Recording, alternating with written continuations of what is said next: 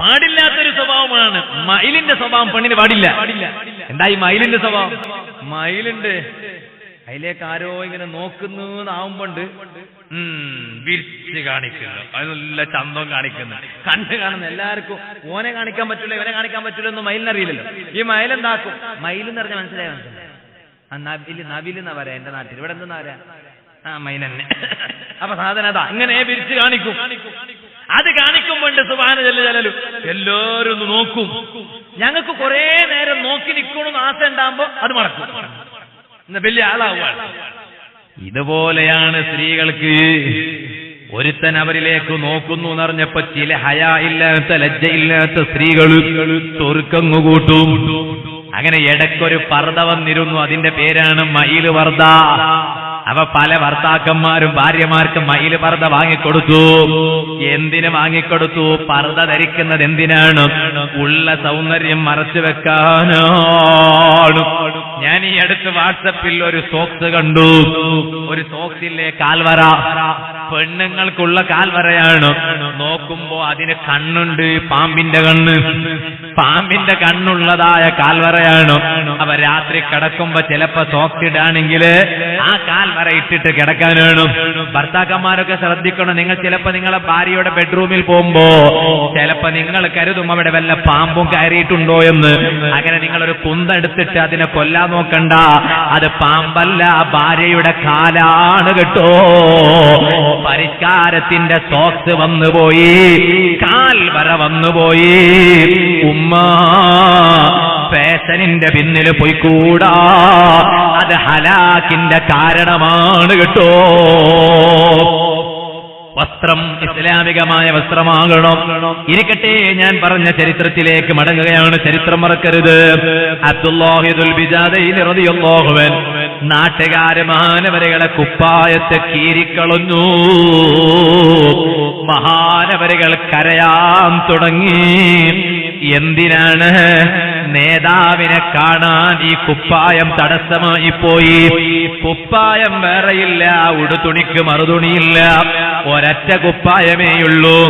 ആ കുപ്പായത്തെ ഇവർ കീറിക്കളഞ്ഞല്ലോ. ഇനി ഞാൻ ഔറത്ത് കാണിച്ചിട്ട് എങ്ങനെ മദീനയിലേക്ക് പോകൂ? വല്ലാത്ത ബേജാറാണ്. ഓ ചെറുപ്പക്കാരാ, ഒരന്യ പെണ്ണിന്റെ മെസ്സേജ് വാട്സപ്പിൽ വന്നപ്പോഴേക്ക് നീ താളം തെറ്റിയില്ലടാ. ഓ സഹോദരി, ഒരന്യാണിന്റെ മെസ്സേജ് നിന്റെ വാട്സപ്പിൽ വന്നപ്പോഴേക്ക് താളം തെറ്റിയില്ലടി. ഫെബ്രുവരി 14 ഫെബ്രുവരി 14 ഹാപ്പി വാലന്റൈൻസ് ഡേ. ഇപ്രാവശ്യം അങ്ങനെ കൂടുതലൊന്നും കണ്ടിട്ടില്ല കേട്ടോ. നമ്മൾ യുവാക്കളൊക്കെ നന്നായിക്കൊണ്ടിരിക്കുക. അള്ളാഹു തആല തനിമ നിലനിർത്തി തരട്ടെ. കഴിഞ്ഞ പ്രാവശ്യം ഉണ്ടായിരുന്നു, ഫേസ്ബുക്കൊക്കെ തുറന്നപ്പോൾ ഉണ്ടായതൊക്കെ ഫെബ്രുവരി 14 ആകുമ്പോൾ ഹാപ്പി വാലന്റൈൻസ് ഡേ, പ്രേമികളെ ദിനാചരണം കന്നഡയിൽ വരും. കാമുകൻ കാമുകിയുള്ളത് പിന്നെ തമ്മിലുള്ള സ്നേഹമാണ്. ഞാനിപ്പോ ഈ അടുത്ത് വാട്സപ്പിൽ എന്തോന്ന് കണ്ടു, ഒരു പെണ്ണ് തലയിൽ തട്ടയിട്ട് കൊണു, വേറൊരു ചെക്കൻ ഇങ്ങനെ സ്കൂട്ടറിൽ വന്നു, ബൈക്കിൽ വന്നു. അപ്പൊ മെല്ലെ ഇവൾ അവന്റെ കയ്യിൽ എന്തോന്ന് കൊടുത്തു, അവൻ ഇവന്റെ കയ്യിൽ എന്തോന്ന് കൊടുത്തു. അല്ലാഹു അലം അതെന്താണ്. ചിലപ്പോ ആങ്ങളോ പെങ്ങളോ ആണോ എന്ന് എനിക്കറിയില്ല കേട്ടോ, അങ്ങനെ ആവണമെന്ന് എനിക്കറിയില്ല. അതേ സമയത്ത് ഫെബ്രുവരി 14 അങ്ങനെയൊക്കെ കൊടുക്കുമ്പോ പലപ്പോഴും നമ്മൾ കരുതുക ഇത് സ്നേഹത്തിന് കാമുകൻ കാമുകി എന്തോ പരസ്പരം കൊടുക്കുകയാണ്. ഞാൻ എപ്പോഴും അത് മനസ്സിലാക്കൂല കേട്ടോ. ഞാൻ മനസ്സിലാക്കുന്നത് പെങ്ങളും ചിലപ്പോ ആങ്ങളെയും പെങ്ങളും എന്തൊക്കെ ആയിരിക്കും എന്ന് ഞാൻ മനസ്സിലാക്കി. നമ്മൾ വെറുതെ തെറ്റിദ്ധരിച്ചു പോകരുതല്ലോ. എന്നാലും ഞാൻ പറയട്ടെ, അത് മറ്റേതായി പോയാലോ?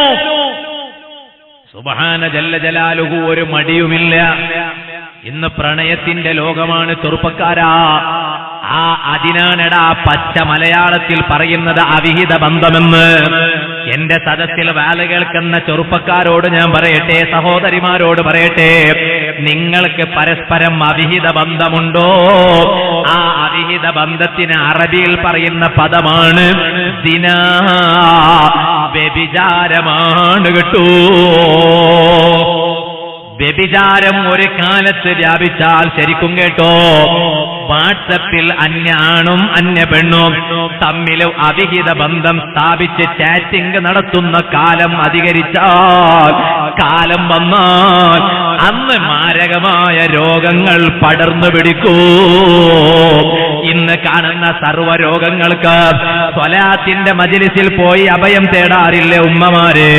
രോഗം വന്നതിന് ശേഷമല്ലേ പരിഹാരം കാണുന്നത്.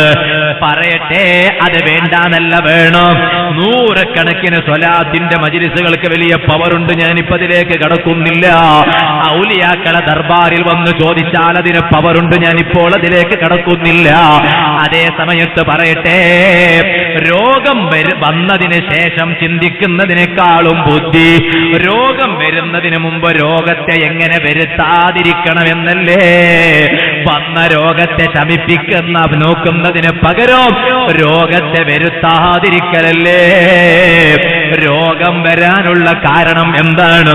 എന്തെല്ലാം രോഗമാണിന്നുള്ളത്? സർവ രോഗങ്ങളുടെ കാരണം ചെറുപ്പക്കാരാ എഴുതി വെച്ചടാ. നിന്നെ മാരകമായ രോഗം നിന്നെ പിടികൂടുന്നതിന് മുമ്പ് ഉണർന്ന് ചിന്തിച്ചോ. ഏത് അന്യ പെണ്ണിനോട് നിനക്ക് ബന്ധമുണ്ടോ നിർത്തൽ ചെയ്തോ. അല്ലാതെ നീ ബാല് കേട്ടിട്ട് കാര്യമില്ല, ബാലിന്റെ സദസ്സിൽ വന്നിട്ട് കാര്യമില്ല. ഈ അടുത്തൊരു ചെറുപ്പക്കാരൻ എന്നോട് പറഞ്ഞു, ഉസ്താദേ ഞാനൊന്ന് നന്നാകാൻ വേണ്ടി ദുആ ചെയ്യണം. അപ്പൊ ഞാൻ ചോദിച്ചു, നീ എന്താടാ കേടായിക്കണമെന്ന്? നന്നാവണമെങ്കിൽ കേടാകണ്ടേ? അപ്പൊ ഉസ്താദേ ഞാൻ കേടായിട്ടുണ്ട്. ഇവന് 100% ബോധാ. അപ്പൊ ഞാൻ ചോദിച്ചു, നിനക്ക് അങ്ങനൊന്നും കാണുന്നില്ലല്ലോടാ, പുറത്താണ് കേടായതുപോലെ കാണുന്നില്ലല്ലോ. അപ്പൊ ഇവൻ പറയാ, ഉസ്താദേ ഞാൻ ഉള്ളില് കേടായിട്ടുണ്ട്. എന്താടാ ഉള്ളിൽ കേടായി? അങ്ങനെ ഉണ്ടല്ലേ, ഈ മുട്ടനെ പുറത്ത് കേടായത് കാണുമോ? മുട്ടന്റെ ഓട് നോക്കുമ്പോ കേടായിക്കൊണ്ട് കാണുമോ? എന്റെ ഉള്ളിൽ പൊട്ടി നോക്കുമ്പോഴല്ലേ നാരി പൊട്ടു വെടക്കായിന്ന് പറയും. ഇപ്പൊ കേടായിക്കണെന്ന് പറയും. അപ്പൊ എന്താ കേടായെന്ന് പറയും? ഉസ്താദേ ഒരു പെണ്ണിനോട് ബന്ധമാണ്. അപ്പൊ ഞാൻ ചോദിച്ചു, നീ നന്നായാ മതിയല്ലോ, തീർന്നില്ലേ? ഇല്ല ഉസ്താദേ, അവൾ വിടൂല. ഞാൻ അവളോട് പലപ്പോഴും പറഞ്ഞതാണ്, വേണ്ട വേണ്ട, ഇത് തെറ്റിപ്പോയി, വേണ്ട. എത്ര പ്രാവശ്യം അവളോട് പറഞ്ഞാലും അവൾ എനിക്ക് കോള് വിളിക്കുന്നു, രാത്രി 1 മണിക്ക് വിളിക്കുന്നു, ചാറ്റിംഗ് നടത്തുന്നു. പലപ്പോഴും ഞാൻ നന്നാകണമെന്ന് ചിന്തിക്കുമ്പോഴും ഇടക്കിടക്ക് അവൾ എന്നെ വിളിക്കുന്നത് കാണുമ്പോ ഞാനങ്ങ് തെറ്റിപ്പോകുന്നു. ഞാൻ അവളോട് വേണ്ടാന്ന് പറയുമ്പോ അവൾ എന്നോട് പറയുന്നത്, നീ വഴങ്ങിയില്ല എന്ന് കണ്ടാൽ ഞാൻ പോയി ആത്മഹത്യ ചെയ്യൂ. ഉസ്താദേ ഞാൻ കാരണമായി അവൾ ആത്മഹത്യ ചെയ്താലോ? ഇങ്ങനെയുള്ള മുടന്ത ന്യായവും പറഞ്ഞ് അന്യാണും അന്യ പെണ്ണും പരസ്പരം അവിഹിത ബന്ധമാണോ? ഒരുങ്ങിക്കോ, നിന്റെ ശരീരത്തിന് മാരകമായ രോഗം വൈകാതെ വരും, ഒരുങ്ങിക്കോ. വ്യഭിചാരവുമായി ബന്ധപ്പെട്ട് ജീവിച്ചവൻ മാരകമായ രോഗം വരാതെ മരിച്ചിട്ടില്ല. അതുകൊണ്ട് അന്യ പെണ്ണിനോട് നിനക്ക് ലൈനുണ്ടോ? മാറി ചിന്തിച്ചോ ചെറുപ്പക്കാരാ. പെണ്ണെ, അന്യ ആണിനോട് നിനക്ക് അവിഹിത ബന്ധമുണ്ടോ? മാറി ചിന്തിച്ചോ. ഇല്ലാന്ന് കണ്ടാൽ മാരകമായ രോഗത്തിന് ഒരുങ്ങിക്കോ. ഇത് ഞാൻ പറഞ്ഞതല്ല.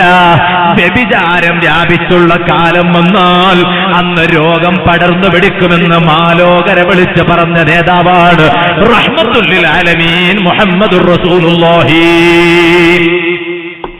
അബ്ദുല്ലാഹ് ഇബ്നു അബ്ബാസ് തങ്ങൾ പറഞ്ഞു, വ്യഭിചാരം ഏത് കാലത്താണോ വ്യാപിക്കുന്നത് അന്ന് മരണം വർദ്ധിക്കും എന്ന് സയ്യിദുനാ അബ്ദുല്ലാഹ് ഇബ്നു അബ്ബാസ്. ബാപ്പമാരും ചിന്തിക്കണം.